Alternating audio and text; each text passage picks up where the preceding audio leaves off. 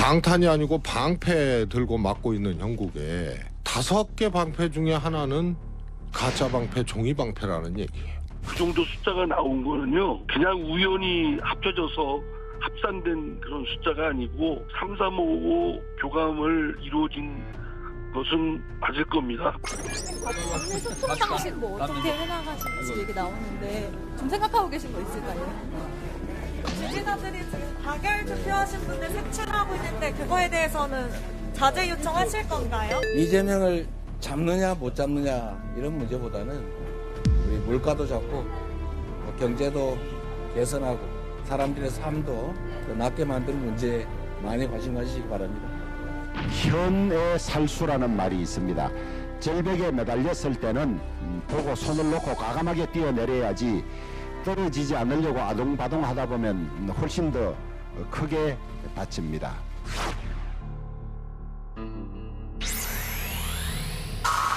거듭되는 인사참사에 대해 한동훈 법무부 장관이 책임을 져야 합니다.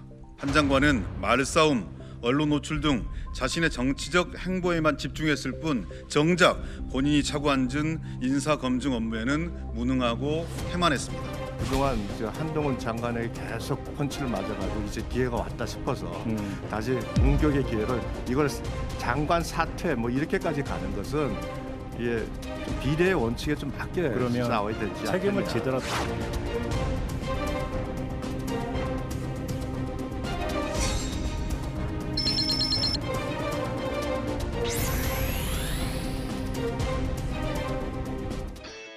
국가대표 정치뉴스쇼 5시 정치회의 시작합니다. 백반장, 어제는 저희가 너무 바빠가지고 인사를 제대로 못했는데 휴가 잘 다녀왔죠? 좀 늦었지만. 다녀왔습니다. 네, 정말 반갑습니다. 일하고 싶었습니다. 아, 그래요? 네. 믿어줄게요.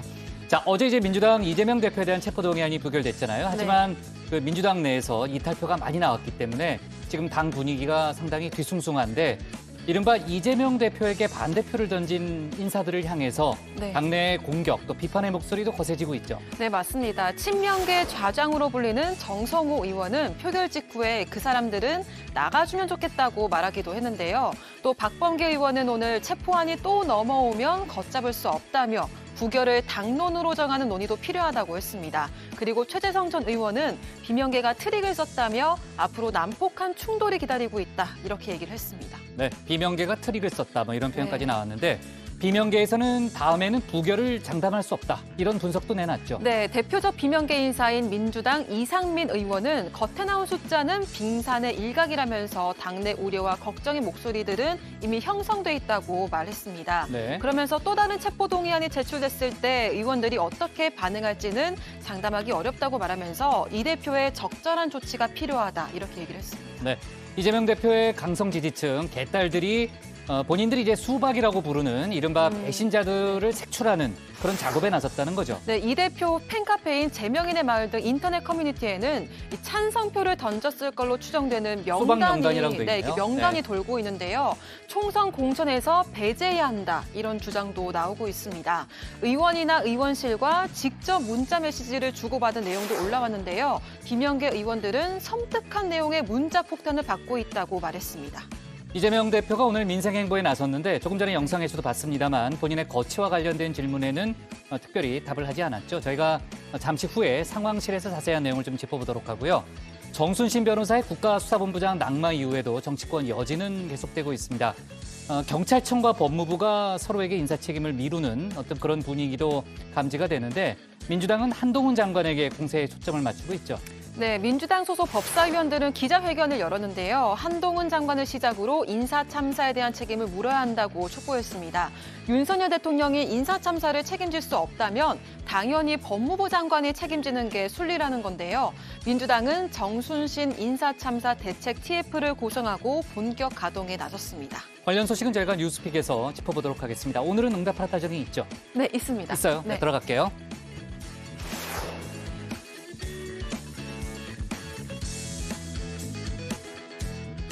자, 오늘 회의는 왜 이렇게 웃어요? 백반장이 저를 너무 좋아해가지고. 아, 그래요? 내일 혹시 회의가 없다는 정보를 미리 들어서 웃고 있었던 거 내일 아니에요? 회의가 없나요? 아, 그래요? 네. 알았습니다. 아주 연기력이 늘었네요. 자, 오늘 회의는 류 실장 박마커, 유채커 조멘토 백반장, 김현숙 수어통역사, 그리고 정치부의 예청자 정혜원 분들과 함께하겠습니다. 오늘도 속보 실시간 반영하면서 열어놓고 회의를 진행하죠. 어제도 참 속보가 많이 들어왔던 하루입니다. 자, 회의가 진행되는 동안에는 소통반장 백반장이 정의원들의 의견을 챙길 예정인데요. 오늘 응답하라 주제는 뭡니까? 네, 앞서 전해드린 것처럼 민주당 이재명 대표의 체포동의안이 부결됐습니다. 하지만 압도적인 부결일 거라는 예상과는 다르게 무더기 이탈표가 나오면서 정치권이 술렁이고 있는데요. 오늘은 여기에 대해서 여러분의 의견을 전할 예정입니다. 유튜브에 정치부 회의 실시간을 검색하시면 댓글 보내실 수 있으니까요. 많은 참여 부탁드립니다. 좋습니다. 정의원들의 의견은 잠시 후에 저희가 들어보도록 하고요. 류정화의 국회 상황실부터 오늘의 정치부회의 출발하겠습니다.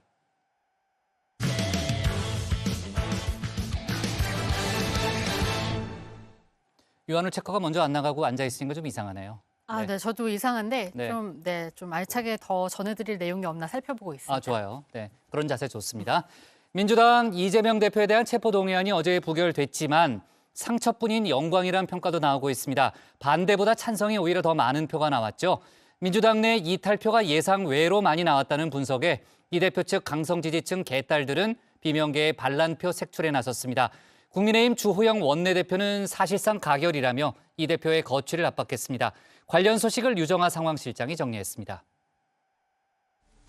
유력 정치인이기 때문에 도망갈 염려가 없다는 주장대로라면 전직 대통령, 대기업 회장들은 왜 구속되어 재판을 받았는지 설명할 수 없을 겁니다. 민주당 대표 이재명의 범죄 혐의는 없습니다. 오직 성남시장 이재명의 지역 토착 비리 범죄 혐의만 있을 뿐입니다. 수사가 사건이 아닌 사람을 향하고 있습니다. 목표물을 잡을 때까지 하는 사법 사냥입니다. 법치 예탈을 쓴 정권의 퇴행에 대해서 여러분께서 엄중한 경고를 보내주시기 바랍니다. 네, 마치 창과 방패 같았던 한동훈 법무장관의 체포동의안 설명, 그리고 이재명 민주당 대표의 신상 발언 들어보셨습니다. 오늘 다정회의 첫 순서가 바로 국회 상황실인 이유요. 국회에 또 이렇게 비상 상황이 생겼기 때문입니다. 정확히는 국회라기보다는 제1야당 민주당의 비상 상황인데요. 검찰이 이재명 대표에 대한 구속영장을 청구한 지 12일 만인 어제 국회가 체포동의안을 부결시켰습니다. 예상이 됐던 부결인데도 비상 상황이라고 제가 말씀드린 이유요. 표결 결과가 심상치 않았기 때문입니다. 체포동의안은 출석 의원의 과반 찬성으로 의결이 되는데요. 어제의 경우 출석 의원의 과반 149표에서 단 10표 모자랐습니다. 정회원 여러분, 바로 이 투표용지 많이 보셨을 텐데요. 이런 한두 장이 부결표인지 아니면 무효표인지 다퉈야 할 정도였습니다. 국회의원 이재명 체포동의안은 조용히 하세요. 대표의원들, 원내대표들 다 협의하고 의논했습니다. 총 투표수 297표 중 가 139표, 부 138표, 기권 9표, 무효 11표로서 부결되었음을 선포합니다.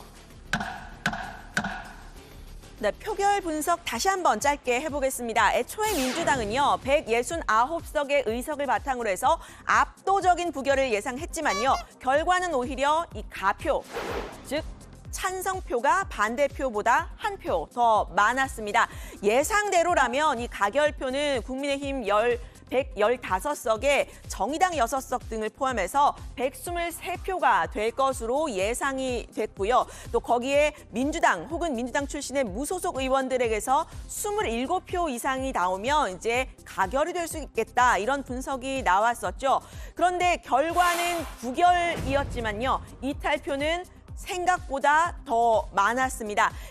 기권표와 무효표, 이 20표까지 포함을 하면 최소 31표에서 38표가 민주당의 부결표에서 이탈한 겁니다. 이 기권과 무효표를요, 사실상 부결에서 이탈한 거다, 이렇게 본다면 이 대표가 구속영장 실질 심사를 피하지 말아야 한다는 표심, 과반이 넘는 159표로도 정치적인 해석이 가능합니다.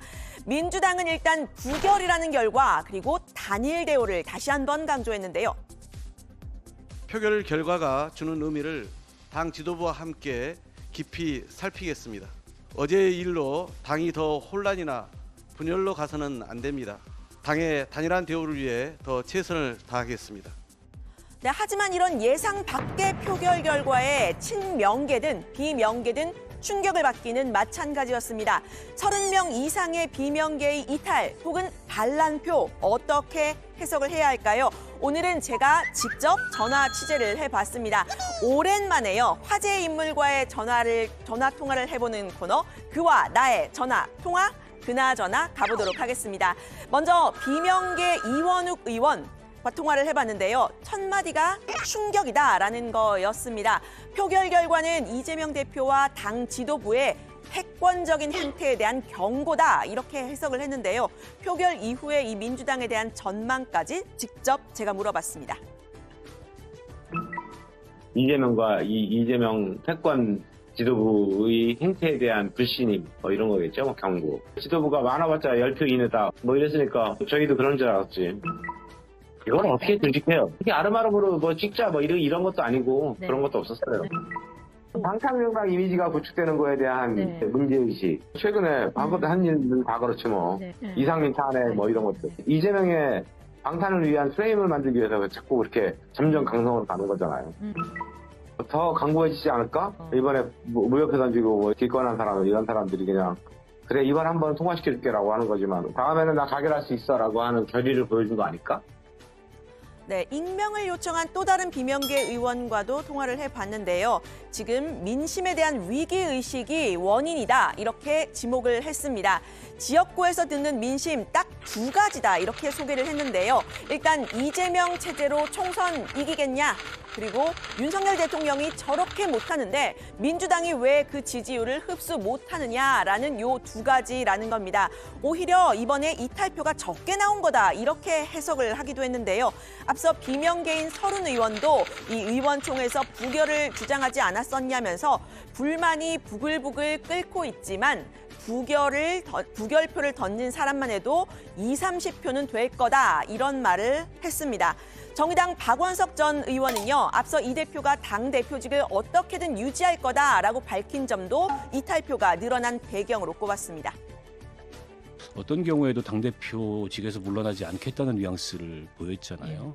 경기도지사 할 때 재판을 4개나 받았는데 경기도의 평가는 훨씬 더 좋아졌다. 이런 게 어떻게 보면은 중간에서 고민하는 의원들로 하여금 이제 부결을 선택하지 못하게 하는 이제 그런 결과로 이어진 게 아닌가.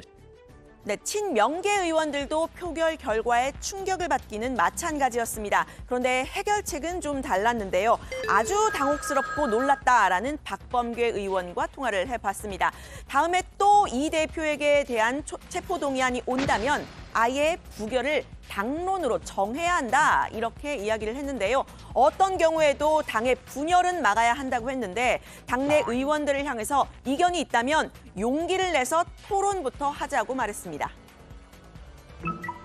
민주당이 분열되고 깨지는 거를 걱정한다면 정말 자신 있게 나와서 함께 투명하게 토론하고 그런 문화가 만들어져야 된다. 설득이 가능한지 정말 노선의 차이인지 아니면 수단과 방법의 차이 정도인지 그 부분을 좀 확인해야 되는 거 아닌가 싶어요. 지금도 어느 분들인지 모르는 상황이고 그러다 보니까 일방적으로 지금 이런저런 명단들이 나오고 하는 거 그것이 더 나쁜 것 같아요. 네, 누군지 모르겠다. 이 점이 좀 이제 우려스럽다 이야기를 한 건데요. 이 당론으로 부결을 시켜야 한다 주장한 박범계 의원 그리고 이번에는 기권이나 무효표를 던진 의원들이 다음에는 가결표를 던질 거다 이렇게 본 이원욱 의원과는 완전히 지금 방향이 다른 상황이죠. 30표 이상의 이탈표 이미 비명계가 조직적으로 결집한 결과다 이런 해석도 나왔습니다. 애초에 이탈표는 5표 정도 될 거다 예상했던 안민석 의원과도 직접 통화를 해봤습니다. 조직적인 모의가 있지 않으면 10표 이상은 어려운 건데 지금 30표 이상이 나온 거는 생각보다 강도 높은 치밀한 조직적 모의가 있었던 걸로 의심이 되는 거죠. 의원들이 그때 좀 흔들릴 거예요. 또다시 체포동의안에 넘어왔을 경우에 아마 이번보다도 이탈표가 더 많이 나오겠죠. 그래서 이런 방식으로 이번처럼 대응하는 거는 많은 고민을 해야죠. 네, 충격적인 표결 결과를 받아든 민주당 이번처럼 해서는 안 된다 이 이야기는 똑같았는데요. 하지만 이 대표 중심으로 똘똘 더 뭉쳐야 한다라는 주장과 이 대표의 거취 결단이 필요하다 이런 주장으로 좀 나뉘는 모습이었습니다. 지지자들이 활동하는 민주당 당원 게시판은요 더 뜨거웠습니다. 이 대표의 강성 지지층이라고 불리는 개혁의 딸, 이른바 개딸들은 반란표를 던진 비명계 의원 색출에 나섰습니다. 찬성표를 던졌을 것으로 추정되는 이런 의원 명단이 돌았고요. 멸칭이라고 할 수 있는 수박 명단, 낙선 명단, 총선 퇴출 대상이라는 이름을 이 명단에 붙였습니다. 수박 인증했다 이렇게 모 의원에게 문자를 보냈더니 나는 부표 던졌으니 함부로 얘기하면 가만히 안 있겠다 이렇게 의원이 답한 내용이 캡처되면서 온라인 커뮤니티에 돌기도 했는데요. 이거는 협박 아니냐, 권리당원이 뭐 말도 못하게 하느냐 이런 멘트가 달린 채로 이제 커뮤니티에 회자가 됐습니다. 이런 일명 개딸들의 문자 폭탄, 비명계 의원들에게 어마무시하게 쏟아지고 있다고 하는데요. 하여튼 어마어마합니다. 그리고 뭐 숫자뿐만 아니라 내용도 굉장히 좀 살벌해요. 그렇게 해서는 안 되는데 그런 말을 서로 간에 인격을 갖고 있는 사람들끼리 해서는 안 되는데 인간에 대한 기본적인 예의가 너무 벗어나지 않았나. 네, 이상민 의원이 이렇게 발언한 기사 친명계 김용민 의원이 페이스북에 바로 공유를 했습니다. 지지자와 싸우는 정치인이 가장 어리석다. 동지에 대한 신뢰와 예의가 우선이다라고 썼는데요. 이런 모습들, 당이 심리적 분당 상태 혹은 내전 상태에 접어들었다 이런 이야기도 나오고 있습니다. 당사자인 이재명 대표는 어제 체포동의안 부결에 대해서 감사하다 입장을 일단 밝혔지만요. 보시면 아시겠지만 표정이 썩 밝아 보이지는 않았습니다. 검찰의 영장 청구가 매우 부당하다는 것을 민의의 전당 국회에서 확인해 주셨습니다. 당내와 좀 더 소통하고 많은 의견들을 수렴해서 힘을 모아서 윤석열 독재 정권의 검사 독재에 강력하게 맞서 싸우도록 하겠습니다. 고맙습니다.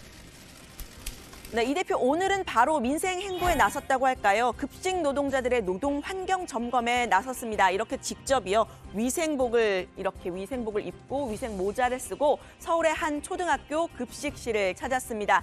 급식 노동자 10명 중에 3명 정도가 폐해 이상이 있다는 진단을 받았다. 이런 사실을 이야기하면서 이런 말을 했는데요. 어제 표결과 지지자들의 행동에 대한 입장을 묻는 기자들의 질문에는 입을 닫았습니다. 우리 사회 노동환경 개선에 더 관심 가져주시기 바랍니다. 이재명을 잡느냐 못 잡느냐 이런 문제보다는 우리 물가도 잡고 경제도 개선하고 사람들의 삶도 더 낫게 만드는 문제에 많이 관심 가지시기 바랍니다. 당내 소통 방식 뭐 어떻게 해나가실지 얘기 나오는데 좀 생각하고 계신 거 있을까요? 지지자들이 지금 가결 투표하신 분들 색출하고 있는데 그거에 대해서는 자제 요청하실 건가요? 네, 이 대표와 민주당을 바라보는 국민의힘의 입장은 그야말로 팝콘각인데요. 주호영 원내대표는 민주당의 이런 무더기 이탈표 사실상 가결이나 마찬가지라고 했습니다. 이 대표를 향해서도 절벽에서는 과감히 뛰어내려야 한다면서 사실상 사퇴를 압박했습니다. 현의 살수라는 말이 있습니다. 절벽에 매달렸을 때는 보고 손을 놓고 과감하게 뛰어내려야지 떨어지지 않으려고 아동바동 하다 보면 훨씬 더 크게 다칩니다. 이재명 대표가 명심해야 할 말이라고 생각합니다. 네, 민주당 내 비명계에서도 어제 표결 결과를 들어서 이 대표의 사퇴 혹은 거취 표명이 있어야 한다는 그룹이 있는 걸로 알려지죠. 다만 이 대표가 직접 결단해야 할 문제라고 했는데 이 대표 측은 일단 당내 소통을 통해서 더 똘똘 뭉치는 방향을 고민하고 있는 것으로 알려집니다. 일명 개딸들의 행동이 민주당에 어떤 영향을 미칠지도 관심이 모이고 있습니다. 오늘 발제는 이렇게 정리합니다. 이재명 대표의 상처뿐인 승리에 친명 대 비명, 심리적 분당, 수박 색출 나선 개딸들. 네, 체포동의안은 부결됐지만 민주당은 뭐 친명계 비명계를 막론하고 지금 이제 충격에 빠진 그런 분위기고요.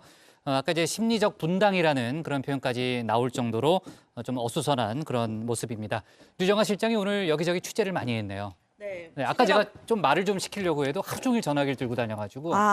네, 워낙 취재가 취미다 보니까 취미 취재도 생활을 취미예요? 좀 열심히 해보려고요. 토론 보는 것도 취미고 네. 취재도 취미고. 그런 것들이 다 제 취미입니다. 네, 알았습니다.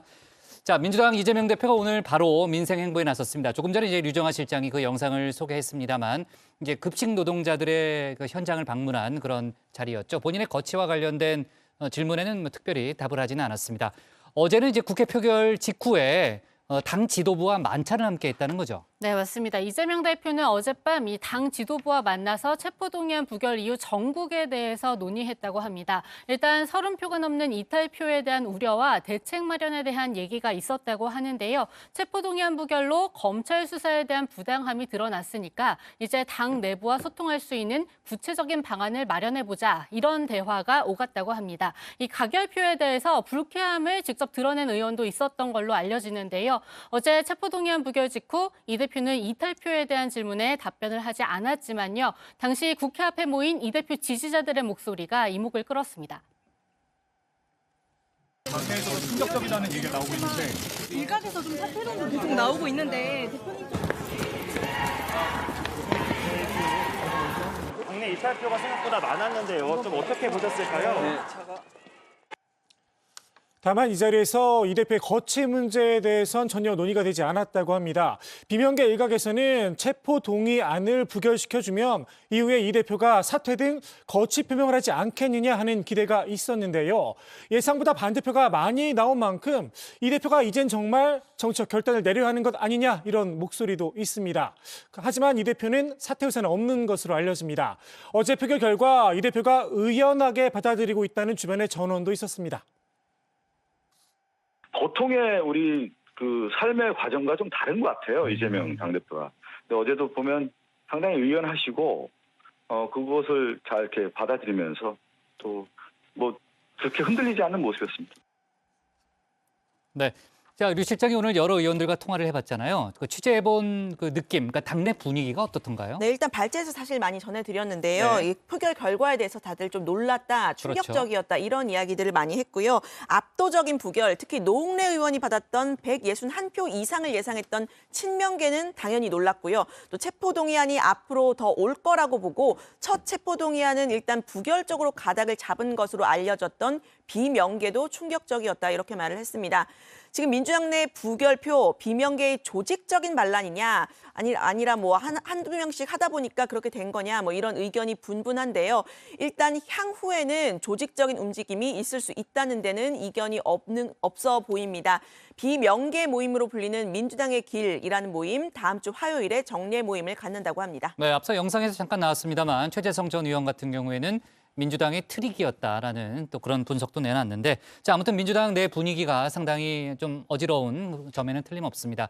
민주당 내 강성 지지층 개딸들의 문자 폭탄, 또 반란표 색출 작업을 놓고서도 오늘 정치권이 상당히 뜨거웠죠. 네, 그렇습니다. 일단 개딸들은 이 평소 언행을 봤을 때 이번에 그 가결표를 던졌을 걸로 보이는 의원들의 명단을 작성을 해서 공유를 하고 문자 폭탄을 보낼 것을 독려를 했는데요.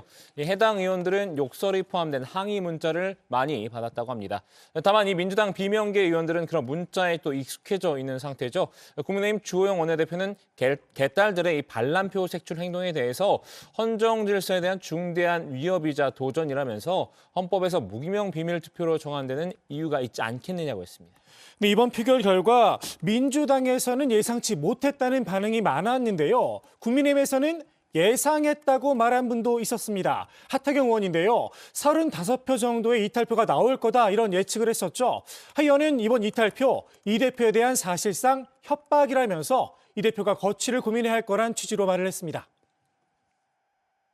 나무는 숲을 잘 못 볼 수가 있죠. 밖에 있는 사람이 숲을 보는데, 이제 이재명과 한 지붕 아래 같이 살 수 없다라고 생각하는 사람이 최소 31명이라고 그랬어요. 너 대표 물러나면 계속 부결시켜 줄게. 하지만 안 물러가면 너 감옥 간다. 그러니까 대표 물러나라로 협박을 한 거예요, 20명. 네, 자, 좋습니다. 오늘 상황실 발제 이렇게 정리하겠습니다. 이재명 상처뿐인 승리, 친명, 비명 4분, 개딸 수박 색출로 제목을 잡겠습니다. 다음은 유한울 체커의 뉴스픽5로 가겠습니다.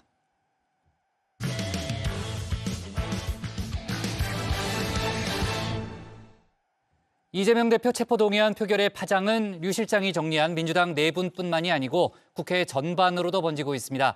내일부터 열릴 3월 국회에도 전운이 감돌고 있는데요. 그런가 하면 정순신 변호사에 대한 부실 인사검증 논란, 여권에서도 문책론이 나왔습니다. 야권에서는 한동훈 장관을 겨냥하고 있는데요. 유한울 체커가 관련 내용을 정리했습니다. 네, 5시 하면 다정해 정의원들의 뉴스 큐레이터 울체커입니다. 화요일에 뉴스픽 5 바로 들어갑니다. 네, 오늘 준비한 소식은요.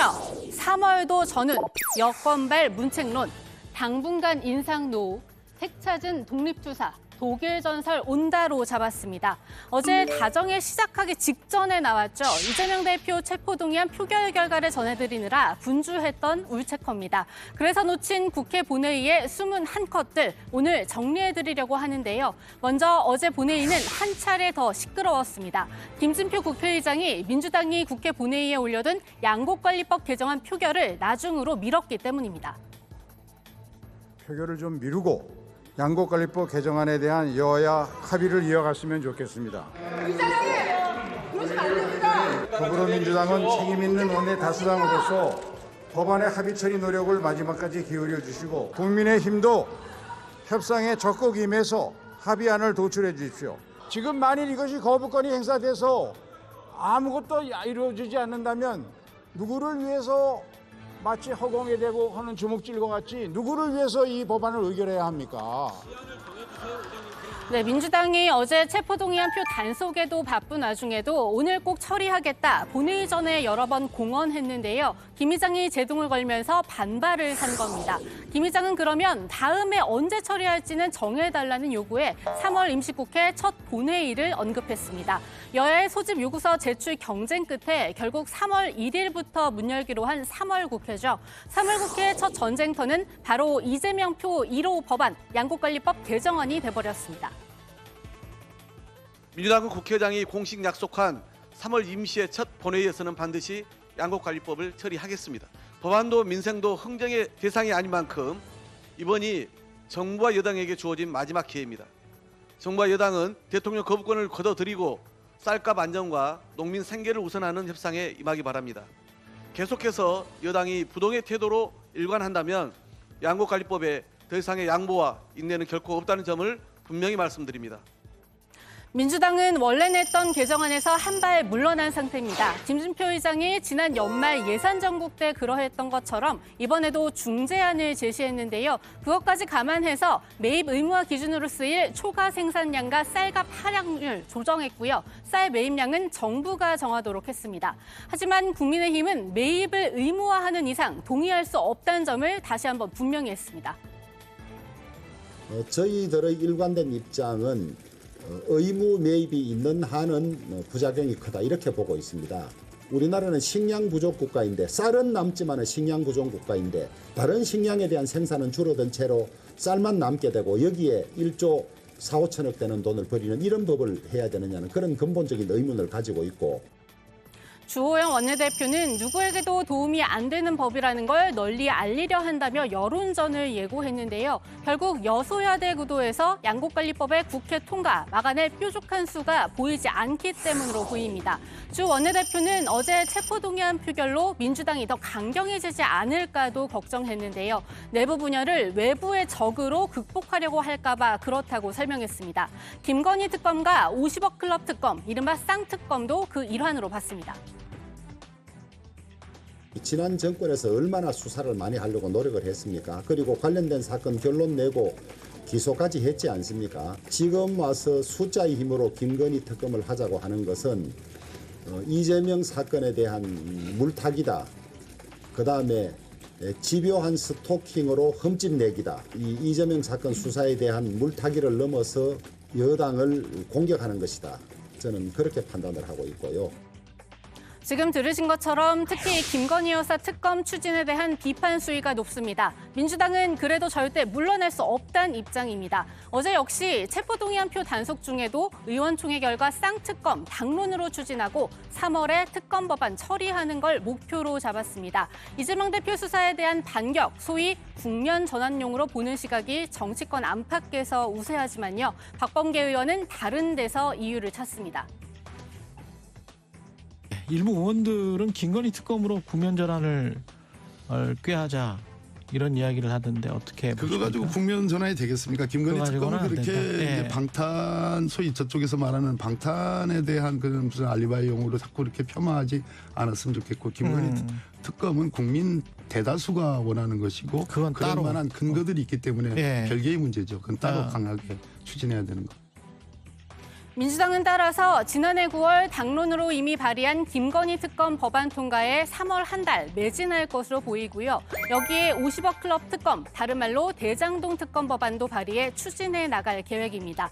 두 법안 모두 국회를 통과시키려면 정의당 협조가 필요하다는 사실은 정의원 여러분들은 이제 너무나 잘 알고 계시죠. 정의당이 이미 50억 클럽 특검 법안을 발의했지만 민주당과 다르게 곽상도 전 의원 등 실제 50억 클럽을 겨누고 있고요. 김건희 특검에 대한 가능성 이제 열기 시작했지만 그래도 아직은 검찰의 시간이란 입장입니다. 따라서 3월 국회는 국민의힘과 민주당의 수싸움 그리고 민주당과 정의당의 수싸움이 맞물려서 1, 2월 못지않게 전쟁터가 될 것으로 보입니다. 패스트트랙에 태운 특검 추진이 의혹 규명보다 극한의 정쟁과 민생 실종이라는 부작용만 낳을 것이라고 우려해 왔습니다. 그러나 지금과 같이 대통령실과 권력 최정점이 동원되어 사실상 수사를 통제하고 있고 검찰은 권력의 눈치만 보는 상황이 계속된다면 국회가 직접 나서는 방법밖에 없습니다. 검찰의 시간이 얼마 남지 않았음을 다시 한번 분명히 밝힙니다. 두 번째 픽은 여권발 문책론입니다. 어제 놓친 본회의의 숨은 한 컷 하나 더 전해드립니다. 바로 한동훈 법무부 장관의 백브리핑입니다. 이재명 대표 체포동의안 부결을 지켜보고 나온 한 장관, 기자들은 국가수사본부장으로 임명됐다가 취소된 정순신 변호사 논란에 대해 물었습니다. 가족 문제라든가 이런 송사 문제는 지금 현재 개인정보법이라든가 여러 상황상 본인이 먼저 그 문제를 얘기하지 않는 이상 그걸 확인하기가 어렵습니다. 과거에도 그래 왔거든요. 다시 말해 알 방법이 없었다는 건데요. 그러면서 인사검증 시스템을 보완해야 한다는 점을 강조했습니다. 정 변호사나 시스템의 문제로 돌린 대통령실의 대응과 대체로 같죠. 그건 뭐 대통령실의 영역이지만 그 질문 기입을 조금 더 구체적으로 한다든가 그리고 그 부분에 대해서 이제 법원과 어떤 판결이라든가 이런 부분을 조금 본인들 동의를 받아서 할 수 있는 방안, 지금으로는 그렇게 돼 있지는 않거든요. 그런 방안들을 고려해야 할 것 같습니다. 하지만 현 정부가 야심차게 출범시킨 인사정보관리단은 법무부 산하입니다. 이걸 생각하면 무책임한 해명이란 비판을 피하기는 어려워 보이는데요. 더욱이 디테일에 강한 면모를 보여줘왔던 한 장관이죠. 농례의원 체포동의안 표결 당시 언급한 돈봉투 부스럭거리는 소리는 디테일에 너무 강해서 오히려 역효과가 난 사례이기도 합니다. 정순신 변호사 논란 관련해서 전선을 넓히던 민주당도 오늘은 한동훈 장관으로 타깃을 좁혔습니다. 윤 대통령은 사과하고 한 장관을 경질하라고 했습니다. 그 시작은 한동훈 법무부 장관에게 정치적 책임을 묻는 것이어야 합니다. 부실 검증, 검증 실패, 끼리끼리 검증이 낳은 인사참사는 1차 검증을 담당하는 법무부 장관의 책임입니다. 한 장관은 말싸움, 언론 노출 등 자신의 정치적 행보에만 집중했을 뿐 정작 본인이 차고 앉은 인사검증 업무에는 무능하고 태만했습니다. 그리고 국민의힘에서도 오늘 비슷한 이야기가 나왔습니다. 그 대상을 구체적으로 지목하지는 않았지만요. 주호영 원내대표가 문책론을 꺼내들었습니다. 학폭이라는 영린을 건드린 이번 사태, 여권에는 악재라고 보고 지도부로서 빠르게 손절하려는 움직임으로 해석할 수 있습니다. 이게 지금 정권 초기 같으면 있을 수 있거든요. 그 팀이 처음 만들어지고 이러다 보면. 예. 그런데 지금 여러 달이 지나고 숱한 인사 검증을 했는데 소위 경찰청 국가수사본부장 엄청나게 중요한 자리 아니겠습니까? 여기에 이렇게 부실한 검증 후에 바로 임기를 시작하기 전에 낙마한다는 것은 인사 검증 기능에 중대한 그 구멍이 있다는 것이고 그것을 다시 찾아서 메워야 할 뿐만 아니라 책임져야 할 분이 있으면 책임도 물어야 한다고 그렇게 생각합니다. 그런데 바로 이 지점이 친윤계와 미묘하게 입장이 갈립니다. 오늘 언론 인터뷰에 나선 친윤계 의원들은 문책론에 선을 그었습니다. 제 생각에는 이걸 책임으로 물을 게 아니라 검증 과정에서 이런 우리가 파악하지 못한 프로세스를 개선하는 것이 더 중요하지 않나. 그리고 현실적으로 책임을 진 거는 정순신 그 본부장 변호사를 바로 그 사퇴를 시킴으로써 결국 그 부분에 대한 책임은 진 거 아닌가 싶습니다. 네, 주호영 원내대표와 친윤계의 갈등, 정치부 고인물인 저 울체커는 다시 한번 대자비를 느끼면서 이 관심이 가는 것도 사실인데요. 이 부분은 제가 앞으로 계속 챙겨보도록 하고요. 여기서 우리는 정순신 변호사에 대한 이야기도 따져묻지 않을 수 없습니다. 인사검증 과정에서 아들의 학폭 관련 소송 문제는 밝히지 않은 걸로 알려졌죠. 정부의 인사검증 업무를 방해한 형사 범죄라는 의견까지 나오는 가운데 사회적 책임성까지 없었다는 비판도 나옵니다. 제가 하다못해 예능을 출연을 하더라도 사회적 논란이 있었던 적이 있느냐, 뭐 직계 좀비 속이 뭐 무리를 일으킨 적이 있느냐 사인하고 들어가게 됩니다. 하다못해 예능 출연하더라도요. 예능을 출연해봐서 압니다. 근데 하물며 이 정도의 국가 고위직에 임명되는 분이 그런 질문을 받거나 그 정도의 생각을 스스로 하지 않았을까요? 저는 했다고 보거든요. 그럼에도 불구하고 임명까지 나아갔다는 거, 일단 후보자 본인의 어떤 사회적 책임성이라는 거를 저는 한번 질타해야 될 필요가 있다고 생각하고. 그리고 논란의 본질로 돌아가서요. 정 변호사는 아들의 학폭으로 강제 전학 위기에 처하니까 책임을 회피하기 위해 아들의 진술서를 직접 손보고 적극 방어했다고 알려졌죠. 전문가들은 그야말로 가장 불행한 결말을 자초했다, 이렇게 꼬집습니다.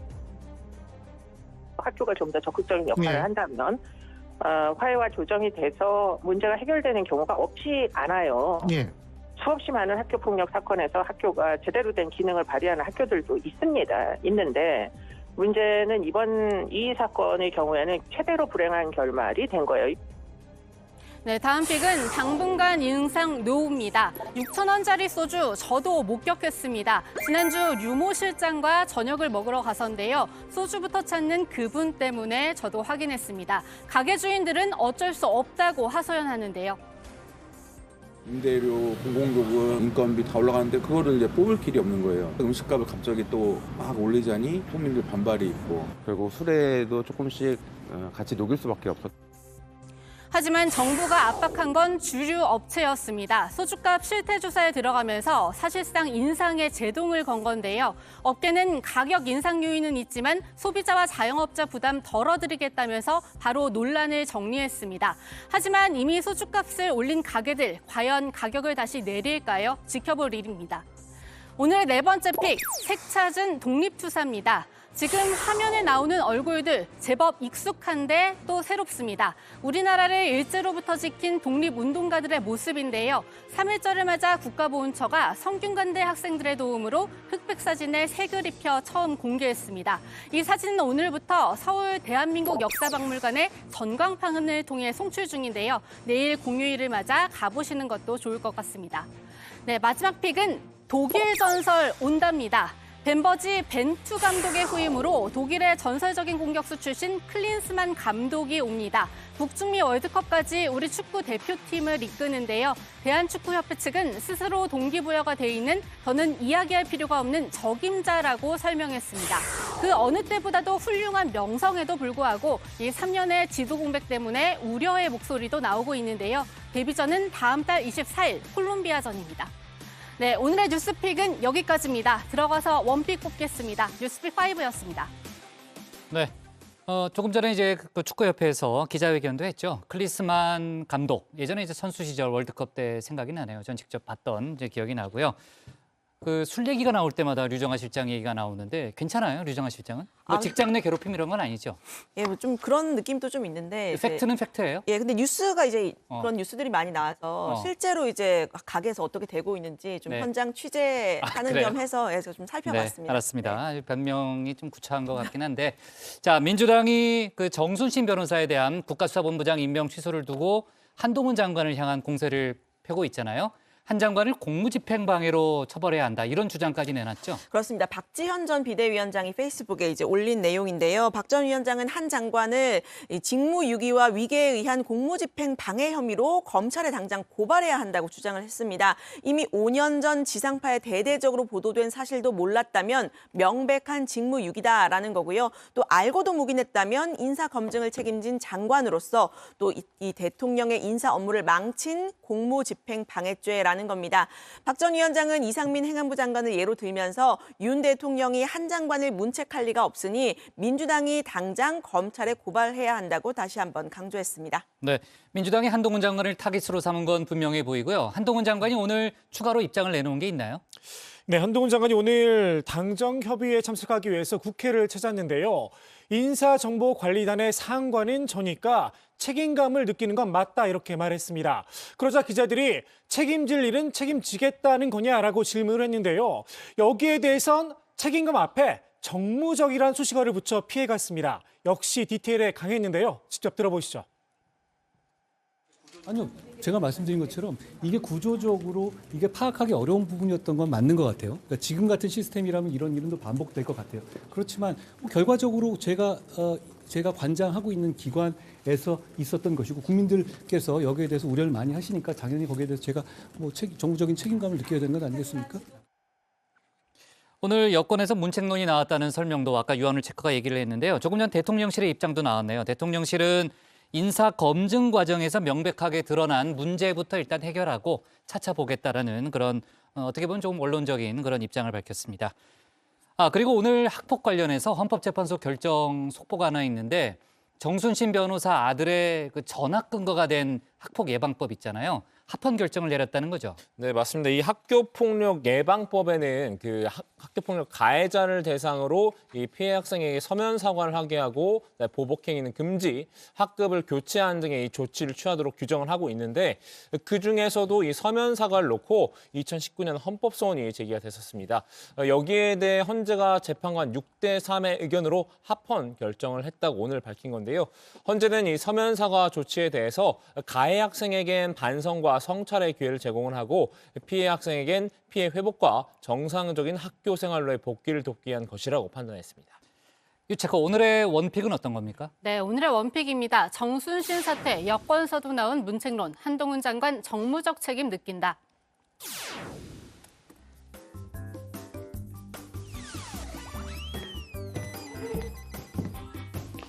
네, 안녕하세요. 정치부회의 소통 시간 다정한 백반장입니다. 여러분 정말 많이 보고 싶었습니다. 벌써 또 2월의 마지막 날이 왔는데요. 다른 달보다 짧아서 그런지 2월은 사실 좀 유난히 더 빠르게 지나가는 것 같습니다. 그래도 3월부터는 따스한 봄바람도 불어오기 시작하고 예쁜 꽃들도 피잖아요. 그러니까 새로운 한 달도 설렘 가득한 마음으로 다정회와 함께 잘 보내시면 좋겠습니다. 오늘의 소통 주제 보겠습니다. 이재명 체포한 무더기 이탈표, 여러분의 생각은?입니다. 먼저 다정회에서 미리 살펴본 댓글들 보겠습니다. 네, 먼저 마이마이님께서는 가결만큼 아픈 부결이고 사필 규정이다. 이재명 방탄으로 인한 민주당의 몰락이다라고 하셨습니다. 그리고 미나님께서는 하나로 뭉칠 줄 알았는데 이게 뭡니까? 이재명 없는 민주당은 인정할 수 없다라고 하셨습니다.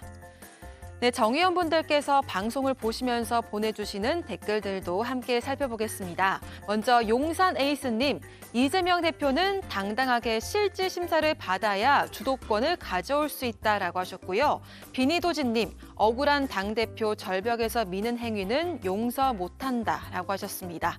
그리고 태릉 선순천님, 꼭 내년 총선을 미리 보는 것 같았습니다. 여당 139석, 야당 138석. 무소속 9석, 나머지 당 11석이라고 하셨습니다. 댓글 적어주신 정의원분들 고맙습니다. 네, 남은 시간도 댓글 많이 보내주시면서 다정회와 함께 유익한 시간 보내시면 좋겠습니다. 지금까지 응답하라 다정이었습니다. 백반장 수고 많았고요. 다음은 조익신 멘토의 정치 인사이드입니다.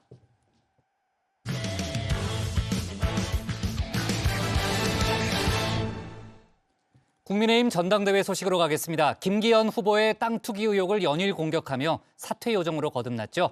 황교안 후보가 본인이 결선 투표에 나가지 못한다면 김기현 후보와 함께할 수밖에 없다는 입장을 밝혔습니다. 또 김기현 후보는 윤상현 의원이 자신을 지지하기로 약속했다고 밝혔는데요. 윤 의원은 중립이라며 연대 사실을 부인했습니다. 관련 내용을 정치인사이드에서 짚어봅니다.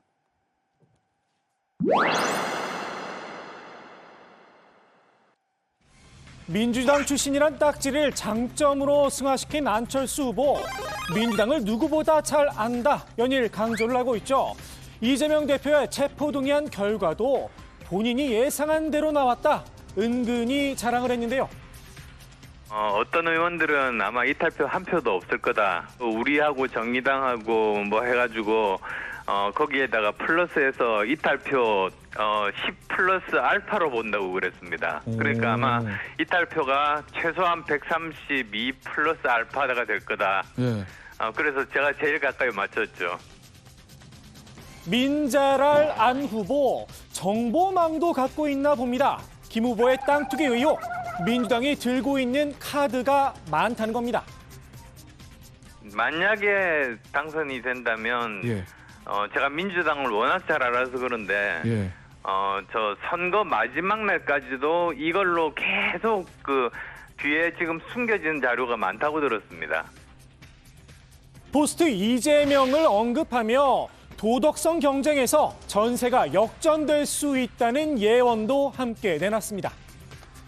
민주당 쪽에서 이재명 대표가 물러나고 도덕적인 대표가 이렇게 서게 되면 도덕성에서 우리는 완전히 수세에 밀려서 아마 선거 끝나는 날까지 이 문제로 공격받을 겁니다. 한마디로 당에 먹칠하지 말라는 겁니다. 자기 당선되기 위해서 당 전체를 먹칠하는 것이라는 말. 제대로 해명 못하는 그 김기현 후보가 먹칠하고 있는 거죠. 땅 투기 의혹을 전당대회 이슈로 끌어올렸죠. 사퇴 요정 황교안 후보도 연일 김 후보를 저격 중인데요. 땅 투기가 아니라 토건 비리 의혹이라며 역시나 당의 앞날을 걱정했습니다. 투기 이상의 것입니다. 투기 이상의 것이다. 예. 권력형 토건 비리 이런 얘기를 하는데 이 문제가 정리되지 않아가지고는 우리 당이 살 수가 없어요. 지금의 민주당 꼴이 될 수 있다. 다시 한번 사퇴를 요구했습니다. 이재명 대표가 됐지만은 지금 민주당은 지금 역할을 제대로 못하지 않습니까? 우리가 이제 그래 될 테니까 지금이라도 사퇴를 하고 다음을 보라. 이런 얘기를 하고 있는 건데요. 다만 내부 총질이란 친윤계의 비판이 내심 걸렸나 봅니다. 내가 이 문제를 처음 제기한 건 아니다. 한 발을 뺐는데요. 그러니까 어떤 분은 지금 괜히 내가 얘기를 해가지고 이것이 이제 불거졌다 이렇게 얘기를 하는데 그거 아닙니다. 제가 얘기한 것은 민주당이 그런 얘기를 시작하길래 제가 얘기를 한 거예요. 민주당 주장을 복붙한 게 잘한 일이냐? 친윤계의 공격을 피할 수는 없었습니다.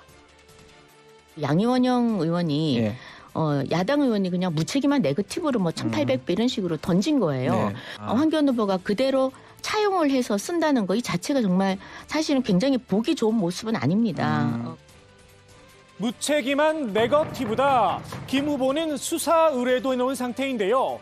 전대가 이제 딱 열흘 남았죠. 수사 의뢰는 물론 했지만 3월 8일 이전까지는 특별한 결과가 나오기는 쉽지 않다고 보고요. 그래서 충분히 해명을 했는데도 계속 물고 늘어지니까 워낙 답답하고 억울해서 지금 이 억울함을 토론한 차원에서 이번에 수사 의뢰를 한 것 같습니다. 그래서일까요? 차장검사 출신인 친윤계 의원이 나서 상황 정리를 했습니다. 본인 말로 그 목장으로 돼 있지 않습니까? 선산으로 쓰려고 샀다고 말씀을 하셨던 걸로 기억을 하는데 제가 실제 저도 다 항공사니까지 다 봤는데 거기가 산림 보존 지역이에요. 그리고 그 산에 이 송전탑이 2개가 지나갑니다. 이 땅은 저희 소위 택지 용도 변경해서 개발할 수가 없는 땅이고요. 다만 황교안 후보는 검사장에 법무부 장관 출신이라는 건 안 비밀입니다.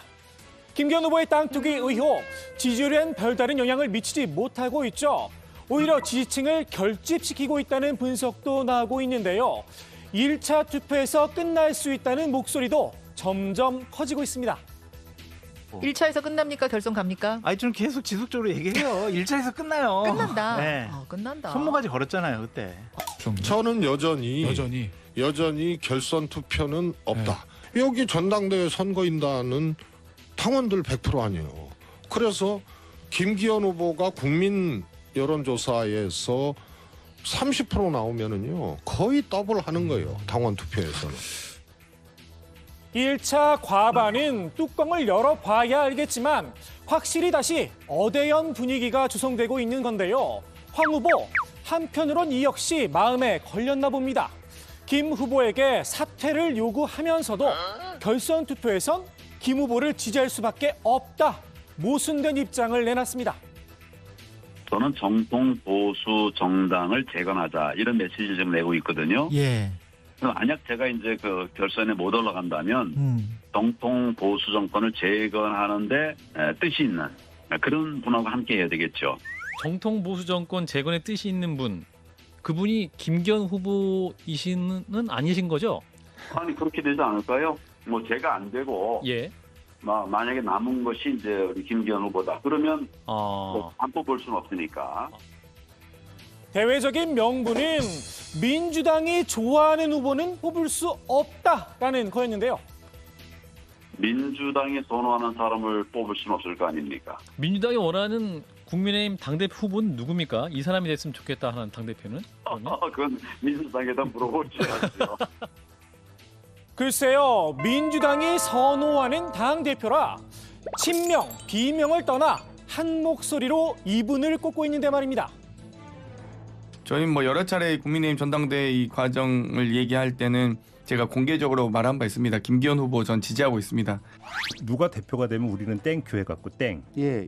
누가 되기를 바라십니까? 민주당 의원 입장으로서? 솔직하게? 네, 솔직하고 그럼 솔직하게 하셔야지. 예, 지금 1등 하시는 분. 지금 누가 1등하고 있는? 김기현. 차라리 당의 정통성을 생각했을 때 뻐꾸기나 암덩어리는 안 된다. 선을 그었으면 어땠을까 싶습니다. 정치적 셈법은 따로 있더라도 말입니다. 결선 투표가 만약 가잖아요. 여기 복잡한 양상이 벌어지기 시작합니다. 이제 황교안 후보도 지분을 요구하게 될 거고 뭐 여러 가지 아무튼 복잡한 상호 물림 관계들이 형성될 것이라서 그게 관전 포인트 같습니다. 황 후보와 같은 고민, 컷오프에서 고배를 마신 윤상현 의원도 하고 있던 걸까요? 김기현 후보, 김윤연대를 선언했습니다. 그동안 김나연대 또 김조연대를 한 것에 이어서 윤상현 의원도 저 김기현을 지지하기로 저와 약속을 했기 때문에 대통합을 위한 밑그림이 거의 다 그려졌다고 말씀드릴 수 있겠습니다. 윤 의원, 경선 과정에서 김 후보에게 비판적인 입장을 취했었죠. 수도권 연대론을 고리로 안 후보와 더 가까운 행보를 보였었는데요. 의원님과 안철수 의원의 연대는 기정사실, 무조건 이렇게 이해를 해도 되는 겁니까? 결선을 가면 저하고는 수도권 대표론에 완전한 공감대가 있습니다. 저하고는 뭐 이심전심을 통하고. 왜 갑자기 마음을 바꾼 걸까요? 저도 궁금해서 직접 연락을 해봤습니다. 윤 의원의 답변. 아닙니다. 저는 정치적으로 중립입니다. 부인을 했습니다. 김 후보, 아직 논의가 덜 된 사항을 일방적으로 발표한 게 아닌가 싶은데요. 윤 의원의 행보를 일단 좀 지켜봐야 할 듯 합니다. 김기현 후보는 오늘 대구 합동 연설에 앞서서 김나연대를 과시하기도 했죠. 나경원 전 의원, 김 후보를 적극 엄호하며 제 몫을 톡톡히 했습니다.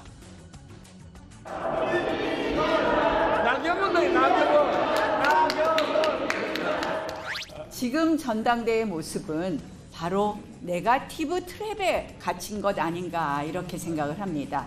이제 전당대회 정말 마무리까지 얼마 남지 않았는데 우리가 네거티브 트랩에 빠져서는 안 된다. 억지 춘향식 연대 논란이 언제였나 싶을 정도로 찰떡궁합을 맞췄는데요. 역시나 칭찬은 고래도 춤추게 하는 모양입니다. 한때는 반윤의 우두머리로 나전 의원을 몰았던 친윤계의 진심 어린 찬사로 오늘의 정치 인사이드 마무리합니다. 특히 나 대표님 같은 경우에는 뭐 TK, PK가 아니라 전국적으로 그렇죠. 인지도를 가진 몇 안 되는 정치인 아니겠습니까? 그래서 또 사실상 그 김기현 그 후보에 대한 지지 표명을 했었고요. 네. 그래서 함께 해주면은 더 김기현 후보한테는 굉장히 천군만마가 되지 않을까 싶습니다. 최근 천하람 후보가 이른바 험지 출마론을 주장했잖아요. 그러니까 전현직 당 지도부를 중심으로 리스트를 발표한 건데 당연히 이제 주호영 원내대표도 지도부니까 이제 포함이 됐잖아요. 주 원내대표가 부정적인 입장을 밝혔다는 거죠. 그렇습니다. 어떻게 보면 좀 직격한 셈인데요. 주호영 원내대표가 천 후보가 총선을 몇 번 치러봤는지 모르겠다라면서 천 후보가 선거 경험이 없다는 점을 꼬집었습니다. 지난 21대 총선에서 우리 당이 의원들 지역구를 많이 바꾸고 다 실패했다면서 선거구를 함부로 옮긴다는 것이 얼마나 위험한 일인지 잘 인식하지 못하고 있다고 지적했습니다. 천하람 후보가 즉각 반박을 했다면서요? 네, 맞습니다. 천 후보는 이 주 원내대표의 지역구인 이 대구의 상징 가운데 하나죠. 왜 우리 당 텃밭의 정치인들은 언제까지 803만 오르려고 하느냐 이렇게 비판을 했는데요. 진정한 산악인은 위험하더라도 새로운 산에 도전한다는 겁니다. 민주당의 이낙연 전 대표, 정세균 전 총리도 도전했고 해냈다면서 우리 당에선 그 예시를 찾을래야 찾을 수가 없다고 말했습니다. 이낙연 전 대표와 정세균 전 총리가 오른 산이면은 인왕산이겠네요. 네, 그렇습니다. 이제 호남의 지역구를 버리고 이제 인왕산이 있는 종로에 출마를 했었는데요. 종로는 이 정치 1번지라는 상징성이 큰 곳이죠. 이 전 대표와 이 정 전 총리 모두 이 대선 출마를 염두에 두고 종로에 출사표를 던졌습니다. 이 때문에 이 천 후보가 주장하고 있는 험지 출마와는 조금 거리가 있어 보이는데요. 천 후보는 예시가 없다고는 하지만 지난 총선에서 이 황교안 후보가 도전장을 던진 바 있습니다. 네. 천하람 후보가 이제 공천과 관련된 얘기를 많이 하고 이제 험지 출마론도 이제 그 맥락에서 아마 던졌다고 보여지는데 소구력이 큰 것 같지 않다 이런 분석도 있더라고요. 네, 그렇습니다. 최근 천 후보 지지율이 큰 변동 없이 멈춰선 상태다 이런 분석이 나오는데요. 이른바 이준석 딜레마를 타개하려고 험지 출마론을 내걸었지만 효과가 있는 것 같지는 않다 이런 평가입니다. 그러니까 지금 천하용인 이 컨셉으로 초반에 빠르게 지지율을 만들고 기반을 만들었는데 여기서 캠페인이 더 확장이 안 돼요. 그리고 천하람 후보가 얘기했던 뭐 공천 그 험지 공천 리스트 이것도 크게 주목을 지금 못 받고 있는 상황이거든요. 나는 이준석처럼 안 하겠다. 오히려 당내 협력 구도를 잘 만들겠다. 네. 또 윤핵관 공천 안 하는 거는 뭐 잘못됐다. 차라리 뭐 험지 뭐 이런 등등의 메시지가 결국은 천하람 정체성에 대해서 강력하게 지지자들을 확보하는데 장애가 되고 있는 거예요. 천 후보가 추가로 확보할 수 있는 반윤 표심이 더 남아있느냐도 분석이 엇갈리고 있습니다. 이준석 전 대표가 윤핵관을 쿠데타 세력으로 지칭을 했잖아요. 그러니까 진압해야 할 대상으로 삼았는데 천하람 후보의 험지 출마론하고는 조금 결이 좀 다른 느낌도 있습니다. 자, 오늘의 정치인사이드 이렇게 정리하겠습니다. 김기현, 윤상현과 손, 사퇴요정 황교안, 결선 투표는 김기현으로 제목을 잡겠습니다. 다음은 박준우 마커의 주민입니다.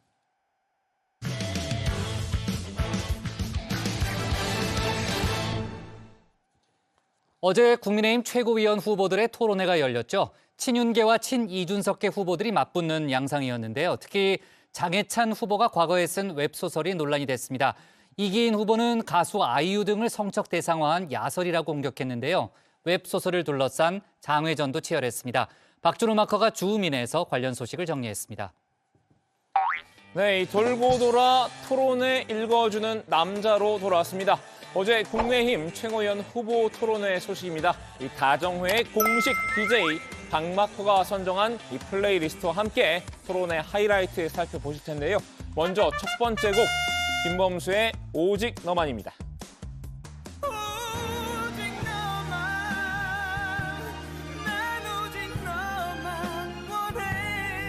허은하 후보에게 이 질문을 하지 않을 수밖에 없는데요. 지금 우리 당과 민주당 간에 먼저 허은하 후보께 묻겠습니다. 우리 윤석열 정부의 국정 비전이 무엇인지 알고 있습니까? 친윤계 후보들 오직 허은하만이 공격 컨셉이었을까요? 이 친이준석계인 허은하 후보에게 집중 호화를 쏟아부었죠. 포문을 연 건 최영호 후보였습니다. 이 허 후보의 음주운전 경력을 문제 삼았는데요. 지난 이제 과거 행적을 보면 허은하 의원님께서 음주운전 전과가 있으신데 이런 전과를 가지고 계시는 분들이 당 지도부에 입성하시면 안 된다. 이런데 이에 대한 견해를 간단히 좀 말씀해 주십시오. 허 후보 이 음주운전 전과에 대해선 몇 차례 사과했던 바 있죠. 이번에도 해명보다는 사과와 반성으로 대응했는데요. 잘못을 인정한다며 다시 한번 고개를 숙였습니다. 시시때때로 기회가 주어지면 숨기지 않고 잘못된 부분에 대해서 죄송한 말씀들을 드려왔고요. 지금도 마찬가지입니다. 제 과오를 인정하고 스스로도 반성하고. 김병민 후보의 타깃도 허은하 후보였는데요. 허 후보만을 위한 장학 퀴즈를 준비했죠. 윤석열 정부의 국정 비전 등을 반복적으로 모르며 허 후보를 압박했습니다. 윤석열 정부의 국정 비전에 대해서 설명해 주시기 바랍니다. 기본적으로 자유와 공정을 다시 도약하는 대한민국, 네. 함께 잘 사는 국민의 나라라고 하는 국정 비전이 있죠. 윤석열 정부의 국정 운영의 원칙에 대해서 알고 있습니까? 장학 퀴즈는 결국 이 비윤계인 허 후보를 공격하기 위한 수단이었는데요. 허 후보가 윤석열 정부의 철학에 대한 이해도가 떨어진다는 점을 꼬집기 위한 목적이었던 것 같습니다. 많은 국민의힘의 당원분들께서 허은하 후보께서 하고 있는 윤석열 정부의 성공을 위해서 과연 노력하고 있는 그 기본적인 진정성이 있는 것인지에 대한 궁금증을 피력하는 분들도 많이 계십니다. 허 후보도 공격을 위한 질문일 뿐이라고 평가절하했는데요. 윤석열 정부를 위한 의정 활동을 누구보다 열심히 해왔다고 자부했습니다. 무슨 장학 퀴즈 하듯이 무언가를 물어서 답을 얻어내려고 하는 것보다는 대변인 활동을 하셨기 그 때문에 정도로 듣겠습니다. 특히 더 제가 3년 동안 어떻게 활동했는지 아실 거라고 생각합니다. 그것을 주도권 모른다면 토론이기 때문에 그 더 정도로 관심이 없고 그냥 공격을 위한 질문이라고 생각합니다. 우리 윤석열 정부의 국정 운영에 대한 비전 그리고 국정 철학과 여기에 대한 원칙을 묻는 것이 여기에 대해서 정치 공세라고 생각하게 된다면 굉장히 큰 우려를 자아낼 수밖에 없는 일이라는 점을 다시금 말씀드릴 수밖에 없습니다. DJ 박마커의 이 두 번째 선곡으로 넘어가 볼까요? 엑소의 으르렁입니다. 아니 저한테 인신공격을 해놓고 답변을 하는 저는 인신공격을 한 것이 아니라 일방적인 분에 대한 답변만 해주시면 됩니다. 이렇기 때문에 기본적으로 절차를 무시하지 말아 내부 품질에 대해서 확실하게 선을 그어야 된다는 말씀입니다. 내부 품질에 대한 여러 가지 기본적인 말씀해주십니다. 상식부터 공부하고 오시고요. 하나마나 답변하지 마시고. 신윤기를 향한 허 후보의 반격이 이어졌죠. 이 목표물은 조수진 후보였는데요. 조 후보의 의원실 직원 부당 해고 의혹을 캐물었습니다. 의원실 직원이 자신도 모르게 사직서가 제출되었다면서 그 사문서 위조로 고소를 하고요. 부당 해고 구제 신청을 했습니다. 그래서 지방노동위원회와 얼마 전 중앙노동위원회에서까지 두 번이나 부당 해고라고 판정된 것이 맞죠? 그러면 해당 직원이 고소한 사문서 위조가 현재 수사 중입니까? 이게 내용이 복잡해서요. 그렇게 말씀을 우선은 요구하면 답변만 안 될 것 부탁드립니다. 허 후보는 이 조 후보를 민주당 이재명 대표와 비교했죠. 이런 게 바로 사법 리스크라고 꼬집은 겁니다. 사문서 위조 혐의로 의원실 직원이 입건이 되거나 기소가 돼서 유죄 판결을 받는다면 어떻게 책임질 건지 이런 걸 바로 사법 리스크라고 하는 겁니다. 이재명하고 다를 게 없다라는 말씀을 드립니다. 조 후보도 기분이 상당히 언짢았던 모양입니다. 이 허 후보의 음주운전 전과를 끌어와 역공에 나섰는데요. 이 두 사람의 설전은 결국 감정 싸움으로 번졌습니다. 이런 것이 제 주도권 이번 토론입니다. 당내 토론에서 더불어민주당도 거론하지 않는 것이 이렇게 논란이 되고 있는 건지 몰랐고요. 지방노동위원회와 중앙노동위원회를 상시하는 발언이라고 생각하고요. 이 부분은 이미 벌금형을 받으셨고 그리고 수사를 받고 있는 부분으로 알고 있습니다. 그런데 저는 음주운전 벌금 100만 원 이상, 2건 이상의 파렴치 범죄는 없습니다. 그리고 재산 신고와 관련해서 지금은 제가 주도권 토론하는 정도 중입니다. 실수가 있었지만 사회자님 지금 좀 막아주셔야 될 것 같고요. 이번엔 청년 최고위원 후보 토론회로 넘어가 볼까요? 이 세 번째 플레이리스트 아이유의 좋은 날입니다.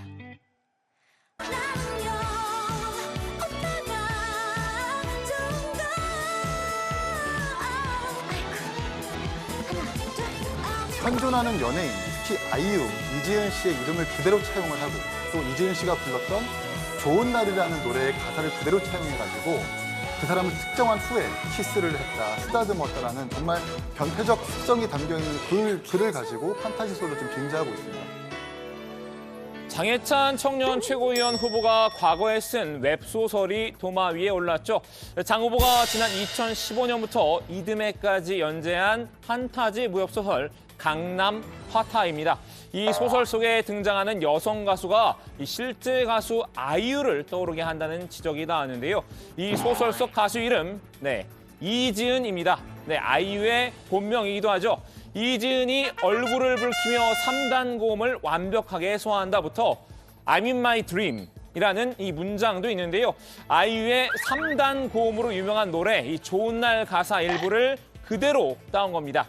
남자 한의사인 주인공이 해당 여가수의 목을 치료해주고 교제한다는 소설의 내용상 이 실존 가수인 아이유를 성적 대상화했다는 비판이 뒤따랐는데요. 이 소설에는 주인공이 불치병에 걸린 여배우를 성관계로 치료하는 장면도 나오죠. 이 등장인물 역시 이 실제 여배우 김혜수 씨를 묘사한 것 아니냐는 의혹이 일었습니다. 여배우 김혜수 씨를 수식하는 많은 단어들을 나열하면서 신체의 손상을 회복하기 위해서 침술로는 안 되니까 남녀가 서로 맞대가지고 음기와 양기를 나눈다 이런 말도 안 되는 소설을 썼는데 김혜수 씨의 몸을 보면은 산골짜기에서 내려온 스님도 흥분할 수밖에 없다. 이것이 창작의 자유라고 지금 강변하고 있습니다. 소설이 아니라 이 야설에 지나지 않는다는 비판에 장 후보도 처음에는 발끈했습니다. 제가 탁현민처럼 에세이에서 음담패설을 했냐 아니면 이재명 아들처럼 댓글로 여성 연예인을 성희롱했냐라고 항변했는데요. 하지만 이 가수 아이유의 팬들이 들고 일어나자 뒤늦게 사과했습니다. 본의 아니게 특정 연예인이 연상되어서 그 팬분들 우려하신 부분에 대해서는 저도 죄송스럽게 생각합니다만 다만 이 야설이라는 질타에는 여전히 불쾌감을 드러내는데요. 이기인 후보 이준석 전 대표의 지원을 받고 있죠. 장 후보는 이 전 대표의 이 성상납 의혹을 야설 논란의 방패막이로 삼았습니다. 이기인 후보, 제발 부끄러운 줄 좀 아십시오. 저는 100% 허구인 판타지 소설을 썼고 이기인 후보가 교주처럼 모시는 이준석 씨는 본인의 성상납 의혹을 무마하려고 측근 보내서 7억 각서를 현실에서 썼습니다. 이준석 대표에게는 한마디도 못하는 내로남불 천하용이니 100% 허구인 판타지 소설에 대해서 도덕적 잣대를 들이대겠다. 그것도 제가 거의 10년 전에 썼던 방식밖에. 이 웹소설이 됐든 이 야설이 됐든 아이유 입장에선 좋은 날일 수가 없겠죠. 그 반대일 텐데요.